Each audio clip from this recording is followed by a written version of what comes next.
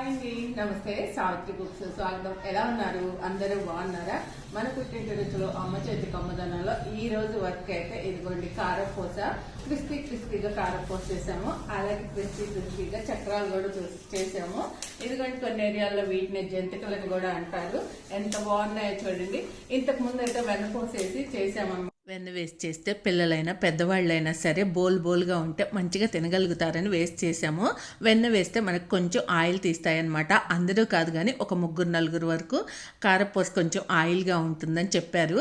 ఇంకా అప్పటి నుంచి ఇంకా వద్దులే అయితే అని చెప్పేసి ఇంకా మినపగుండ్లు వేసి చేస్తున్నాం అనమాట. చక్కగా మినపగుండ్లు వేసేసి బియ్యంలో రెండిట్లోనూ కూడా మినపగుండ్లు వేసి మంచిగా ఇందులోనేమో వాము వేస్తాము, ఇందులోనేమో నువ్వులు వాము రెండు కలిపి ఉంటాయి. చక్కగా చాలా టేస్టీగా ఉంటాయి. ఇదిగోండి ఎప్పటికప్పుడు ఫ్రెష్గా 2-3 రోజులకు ఒకసారి చేస్తూనే ఉంటాం అనమాట. ఇలా జల్లలుగా అయితే చూడండి ఎంత చక్కగా క్రిస్పీగా ఇలా పట్టుకుంటేనే ఇలా అయిపోద్ది అనమాట. చాలా బాగుంటుంది. అలాగే చక్రాలు కూడా చూపిస్తాను.